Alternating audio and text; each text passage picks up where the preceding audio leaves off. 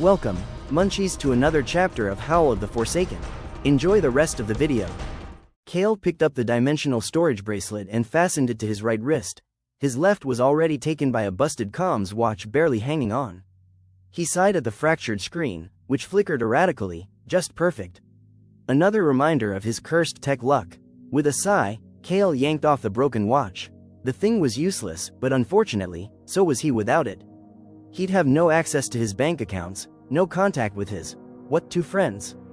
3 if he included his landlord, who only called to threaten to evict him. He turned to the magical AI, who was eyeing the ruined watch as if it were a fascinating relic of the past. "It's broken," she remarked casually. Kael stared at her with all the enthusiasm of a cat at bath time. "Wow, really? I never would have guessed. Thanks, Professor Obvious." Unfazed, she simply turned on her heel and gestured for him to follow. "Come here." He dragged his feet after her to a workbench. Tools hovered above it, suspended mid-air like they were waiting for the green light to go full Frankenstein. The slab itself was made of obsidian, engraved with glowing runes that pulsed with faint golden light, because of course it was. Everything in this place screamed, mystical ancient nonsense. "Place the comms watch on the bench. I'll fix it for you," she said. Kael squinted at her, then reluctantly stepped forward and placed the broken device dead center in the rune circle. Here goes nothing. The moment the comms watch touched the obsidian workbench, her eyes flashed gold. The tools that hung over the bench activated with a harmonic whir, making the hairs on his neck stand up. One by one, they descended, working in a blur of speed and elegance that no human hand could ever match.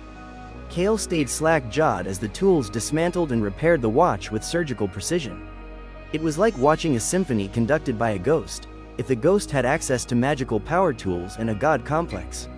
In less than a minute, the watch was as good as new. No, it was even better. The freshly restored comms watch gleamed under the forge's ambient light, as if it had never been touched by Kael's cursed existence. "Well, damn," he muttered. "Do you repair hover boots, too?" He glanced down at his weather-worn boots, hoping they could get the same miracle treatment. They looked like they'd been through a junkyard brawl and lost, twice. He didn't trust the hover function anymore. He was gambling with gravity every time he used them. The AI smiled and pointed to the workbench. Kael hesitated, then quickly slipped off his boots. His cheeks reddened as he realized his socks had big holes in them. His toes were visible through the shabby fabric. A few minutes later, thanks to the miracle working wonder of the Primordial Forge, Kael was standing in a pair of freshly restored boots. He grinned like a kid with a new toy, bouncing slightly to feel the responsiveness of the hover enchantments. He glanced up at the forge with awe in his eyes. For the first time in a long while, hope clawed its way past the cynicism lodged in his chest. With this forge, maybe, he could actually do something with his life. It wouldn't be easy. His dream, to claw his way out of this cesspool of a city and make his pompous family eat their words, was a long road ahead. But did he want to take revenge on his family? Maybe, but more importantly, it was about showing that exiling him was the biggest mistake they'd ever made. He turned to the AI, his curiosity igniting. "Aside from fixing my gear and building constructs, what else can I do with this forge?"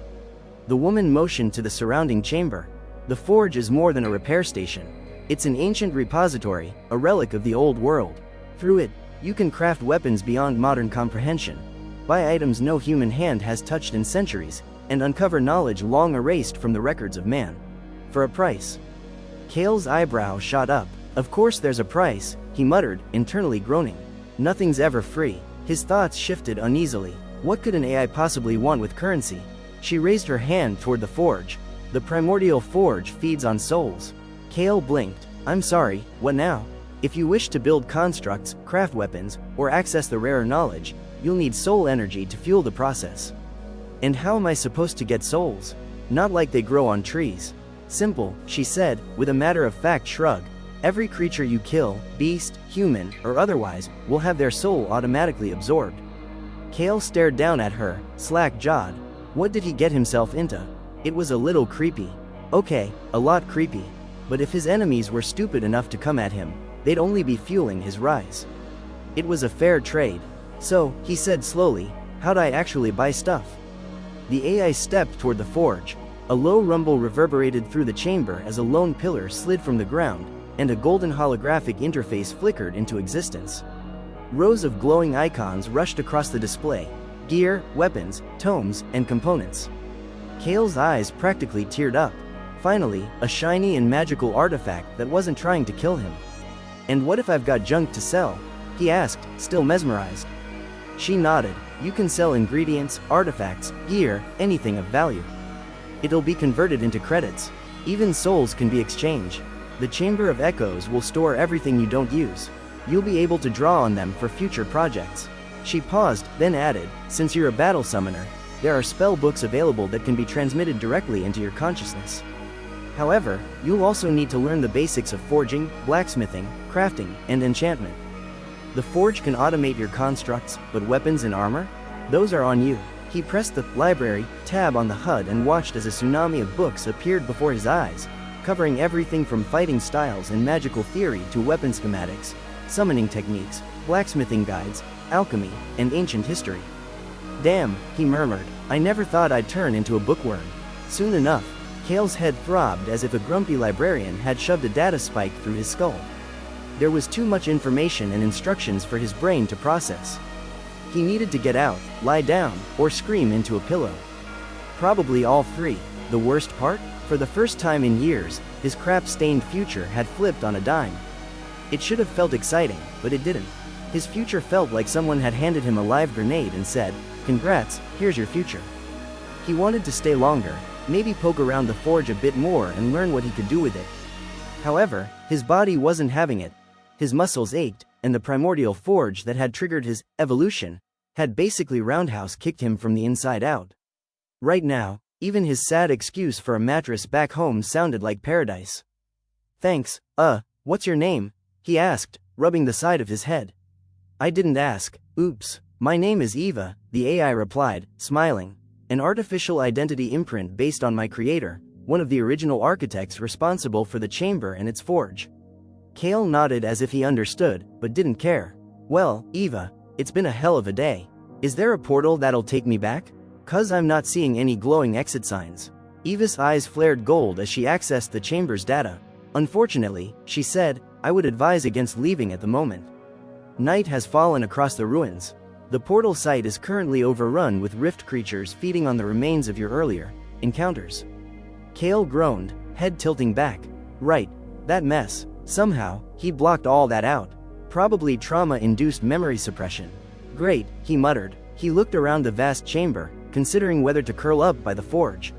Eva giggled, an unsettlingly chipper sound for a being who just told him he'd die if he stepped outside. "Don't fret, Kael. Follow me, and I'll guide you to the resting quarters." Kael blinked. Did the magical chamber come with guest accommodations? What the hell was this place? Still, he followed her, thanking the Moonfather under his breath for sparing him the indignity of sleeping on the floor.